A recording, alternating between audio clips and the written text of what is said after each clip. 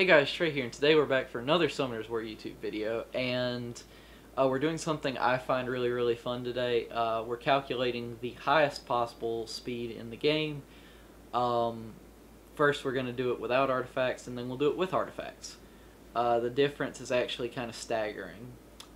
So for anybody who thinks that artifacts are not worth it, please keep watching until the very end. So, previously I thought that the unicorns could possibly match up against Spectra for the highest base speed because they convert their maximum HP, they convert 30% of it into speed on the water one and the light one being Amelia and Eleanor. But because the conversion is so low, between one speed is 1500 HP and one speed is 1700 HP, it's not actually possible that they overtake Spectra. But that's really all there is to it. Spectra is the highest base speed, and Spectra is going to be the monster we're using. I might have done my optimization equation wrong, but if you care to try it, then go for it. Anyways, we're going to build our multiplier. So we're going to start with a multiplier of 1. So, 1.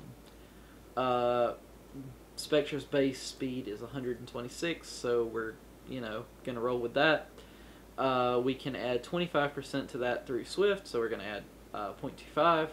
We can add 15% for a speed totem, bringing us to 1.4.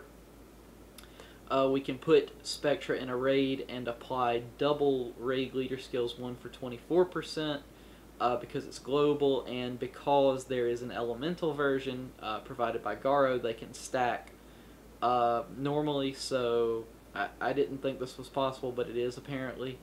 I did my own research and I found out that it is. I replicated it myself and I found out that it is. So maybe I was the only one in the dark, but if you guys didn't know that, now you do. And if you did know that, then I'm just big stupid. So now we're going to add our 24% for Jemire or Wind Oracle or whatever, and then we're going to add our 30% for Garo. Bring us to a total of 1.94 or 194%. Multiply that by 126, which means that we can bring our Spectra in a raid before substats and our slot 2 rune is even applied, up to 244 speed, which is insane. Now we're going to apply our substats in our slot 2. So we're going to add our 42 speed for slot 2, bringing us to 286 speed. And then on ancient runes, on maximum rolls and maximum grinds, we will get 37 speed out of slots 1, 3, 4, 5, and 6. So we're going to add 37 times 5, bringing us to a total of 471 speed. And now we can add in our speed buff. The buff provided by Chilling or Bernard or anyone who gives a speed buff, basically. So that is a 30% buff, so we're going to multiply by 1.3 and bring our total to 612.8 speed, which rounds up to 613 speed. This is the maximum possible speed according to my calculations, without bringing artifacts into the equation. That being said, now we're going to bring artifacts into the equation. So we have 3 main stats that can help us in this. We have speed enhancing effect. We have additional multipliers if they're low on HP, and we have additional multipliers if they're under an ability. Now, since we can quad roll into one of these and no roll into the rest of them, I believe that it is smarter for us to quad roll into the one that cannot appear on both artifacts. The quad roll can into the one that can appear on one artifact. So that's going to be the speed enhancing, or the speed buff enhancement. So that can bring the speed buff from our 30% that we had to actually to 39%.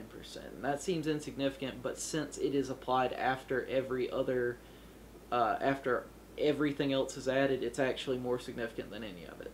So we are going to take our multipliers and add them up. We're going to start back at our one multiplier and start over. So since our maximum starting substats on each of these runes is it's 6 for low HP, speed added, 6%, and 6% for under and ability effects. And since we can have 6% on each of those, we're going to add, since we have 2 artifacts, and they can both appear on both artifacts, we're going to add 12% for each of them. Well, 12% for one of them, and obviously max rolls for another one. So we're going to add 12% for, let's just say it's under an ability. Neither of them rolled into under an ability. But our other artifact, one of our artifacts, max rolls into additional speed if you're low on HP, and the maximum roll for that is 30%. Plus we have the minimum, or the maximum starting roll on that on the other artifact, which is an additional 6%, so we bring up our total 36%. After that, then, so this is an additional 48%. So this is almost equivalent to 2 Swift sets if you're low on HP and under an ability effects. So it's something to think about whenever you believe that artifacts aren't worth it. So an additional 48%.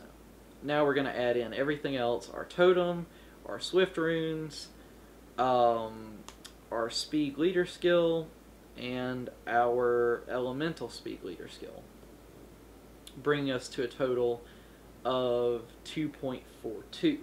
Now we're going to multiply that by 126, which is our base speed on Spectra, add in our 42 speed for slot 1 and our 37 speed on the rest of them, bringing us to a total of 531.9 speed. And then we're gonna, since our other artifact, other than the one that rolled into 30% on low HP, it rolled into 30% speed buff enhancing effect, which applies multiplicatively to the speed buff. So instead of the speed buff being 30%, the speed buff is actually 39%. So anyways, instead of doing an optimization equation to find the balance between these, using calculus to find the balance between these that would make it perfect, this technically is not the absolute maximum. So, disclaimer, I took the easy way out. So, now we multiply this by 1.39, and we come up to our tentative maximum speed of 739.3 speed. That is a lot.